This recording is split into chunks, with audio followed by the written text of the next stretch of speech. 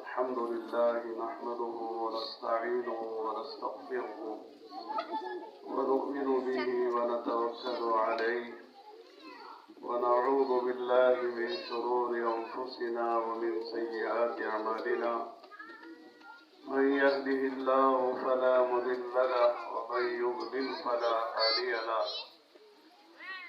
ونشهد أن لا إله إلا الله وحده لا شريك له ونشهد أن سيدنا وشفيعنا وحبيبنا محمدا عبده ورسوله صلى الله عليه وعلى آله وأصحابه وبارك وسلم تسليما كثيرا كثيرا.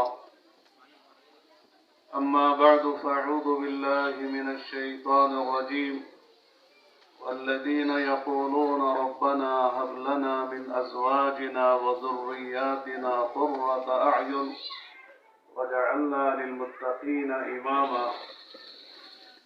وقال النبي صلى الله عليه وسلم كل مولود يولد على الفطرة فأبواه يهودانه أو ينصرانه أو يمجسانه.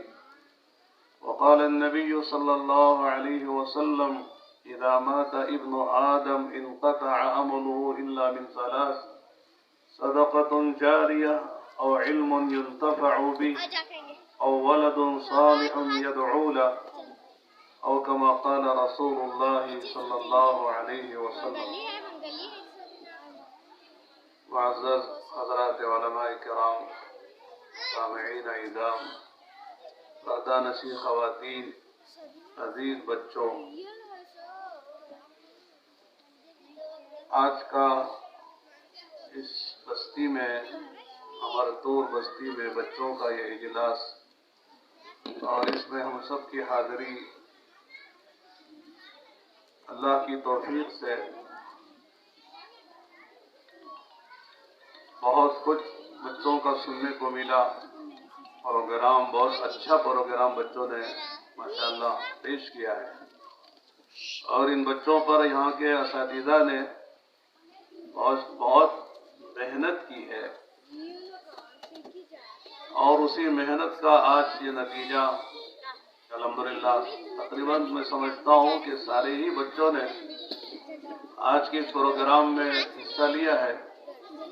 مختلف چیزوں میں قرآن سنایا ہے، حدیثیں سنائی ہیں، کلمے سنائے ہیں، نماز کو پیش کیا ہے اور آخر میں ان دو بچیوں نے جو پروگرام پیش کیا ہے گویا کی طرح سے پورے پروگرام کا ایک خلاصہ ہے کہ مدرسے و مکتب میں آنے سے کیا ہوتا ہے اور مدرسے و مکتب سے آدمی دور ہوتا ہے تو کیا نقصان ہوتا ہے.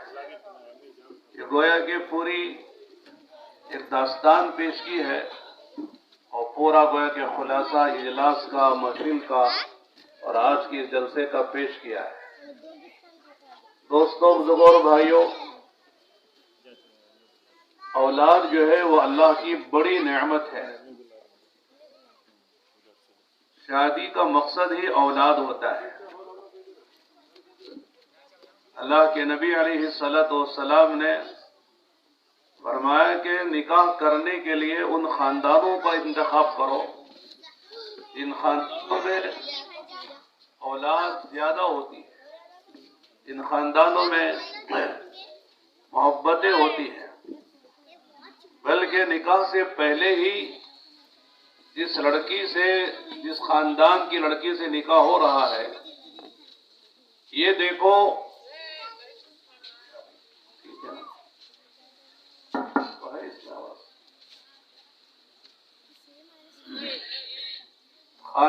جس خاندان کی لڑکیوں سے نکاح ہونے جا رہا ہے، صرف یہ نہ دیکھو کہ حسن صورت نہ دیکھو، حسن سیرت دیکھو، مال نہ دیکھو، دین دیکھو، ظاہر نہ دیکھو، باطن دیکھو.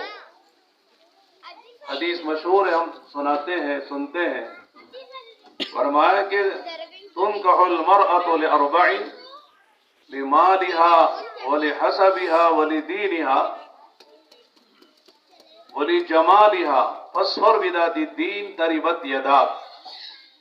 فرمایا کہ نکاح کرنے والوں کے نظریات بتاتے ہوئے کہ لوگوں نے اپنے نظریات الگ الگ منتخب کیے ہیں. کوئی جمال کو دیکھتا ہے، حسن خوبصورتی کو دیکھتا ہے، حسن و جمال کو دیکھتا ہے، کوئی مال کو دیکھتا ہے، اور کوئی جو ہے خاندانوں کی شہرت دیکھ کر نکاح کرتا ہے. لیکن آقا نے فرمایا کہ نکاح کا مقصد صرف صورت دیکھنا نہیں ہے، مال نہیں دیکھنا ہے، خاندانوں کی شہرت کو نہیں دیکھنا ہے. دین کو بنیاد بنا کے نکاح کرو، اس لیے کہ تم نکاح کے ذریعے سے اولاد چاہتے ہو.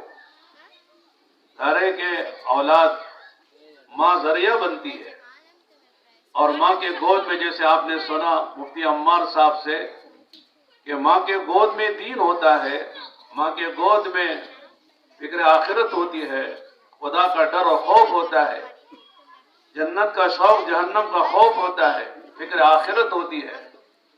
فرمایا کہ وہی ساری چیزیں ان بچوں میں منتقل ہوتی ہیں. یہ بہت بڑے شاعر گزرے ہیں ابو الاسود دؤلی. وہ اپنے بچوں سے کہا کرتے تھے، بچوں میں نے تم پر پیدا ہونے کے بعد جو احسانات کیے ہیں وہ تو ہیں ہی، تم جانتے ہو، لیکن تمہارے پیدا ہونے سے پہلے بھی میں نے تم پر احسان کیا ہے. بچوں نے کہا کہ پیدا ہونے کے بعد کا احسان تو سمجھ میں آتا ہے، لیکن پیدا ہونے سے پہلے آپ نے ہم پر کیا احسان کیا؟ ہم تو دنیا میں آئے نہیں تھے، اس وقت آپ نے کیا احسان کیا ہے؟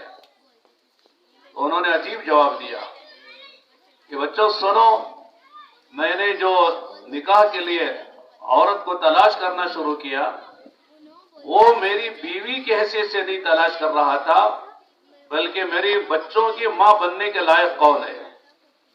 اس لیے کہ بیوی وہ تو ہے ہی، لیکن اصل میں اپنے بچوں کی ماں بنانا چاہتا ہوں اس عورت کو جو دیندار ہے، حیادار ہے، پردے کا پاس و لحاظ رکھتی ہے، اخلاق کی پتلی ہے، شرم و حیا کے سانچے میں ڈھلی ہوئی ہے. لہذا میں نے اپنی بیوی کو بعد میں دیکھا ہے، پہلے اپنے بچوں کی ماں کی حیثیت سے میں نے میرے بیوی کا انتخاب کیا ہے. تو میرا احسان تم پر یہ ہے کہ میں نے تمہاری ماں اچھی تلاش کی ہے. تو معلوم یہ ہوا کہ بچے کا پہلا جو مدرسہ ہے وہ ماں کی گود ہے. بعد میں بچہ اساتذہ کے پاس آتا ہے، مکتب میں بعد میں آتا ہے، مدرسے میں بعد میں جاتا ہے، مسجد میں بعد میں جاتا ہے. پہلے ماں کی گود میں وہ 3 سال 4 سال رہتا ہے، بلکہ ماں کے پیٹ میں 9 مہینے رہتا ہے. ماں کیا کھاتی ہے، ماں کیا دیکھتی ہے، ماں کیا بولتی ہے، اور ماں یعنی کہ زندگی کیسی ہے، وہ سارے اثرات جنین پر پڑتے ہیں، پیٹ کے بچے پر پڑتے ہیں. یارا بہت سارے اللہ کے بندیاں وہ ہیں جنہوں نے جب سے ان کے پیٹ میں بچہ بننا شروع ہوا دیکھا کہ انہوں نے کوئی حرام غذا نہیں کھائی، اپنی آنکھوں سے حرام نہیں دیکھا، اپنی زبان سے حرام نہیں بولا، اپنے کانوں سے حرام نہیں سنا، کوئی بے حیائی کا کام نہیں کیا، اس لیے کہ اس کے اثرات بچے پہ پڑتے ہوتے ہیں. جب بچہ پیدا ہو گیا تو انہوں نے کبھی بغیر وضو کے بچے کو دودھ نہیں پلایا. جب بھی بچے کو دودھ پلانے کا وقت آتا بچے کو باوضو ہو کر دودھ پلاتی تھی، درود پڑھتے ہوئے دودھ پلاتی تھی، اللہ کا ذکر کرتے ہوئے دودھ پلاتی تھی. اسی کا اثر ہے کہ بچے آئندہ چل کر وہ ہوتے ہیں جو مطلوب ہوتے ہیں. لہذا آپ دیکھ لینا، اس لیے کہ معلوم ہوا کہ یہاں ہماری مستورات اچھا بڑی کافی تعداد میں یہاں موجود ہیں اور انہی کے گود میں بچے پلتے ہیں. اس لیے مجھے چند باتیں ان سے متعلق عرض کرنی ہے. پہلی بات یہی عرض کرنی ہے کہ مائیں متوجہ ہو، مائیں توجہ دیں، مائیں غفلت میں نہ رہیں، بلکہ فرمائیں کہ جو ہی بچہ گود میں آئے تو اس کی نیت کریں. جیسے حضرت عمران کی بیوی نے، مریم کی والدہ نے نیت کی تھی کہ اے اللہ اگر مجھے جو اولاد ہونے والی ہے، اگر یہ اولاد ہو جائے تو میں بیت المقدس کی خدمت کے لیے اس اولاد کو وقف کروں گی. یہ میرا بچہ بیت المقدس کا خادم بنے گا، وہاں دین کا داعی بنے گا، وہاں کے لوگوں کی خدمت کرے گا، تیرے گھر کی خدمت کرے گا۔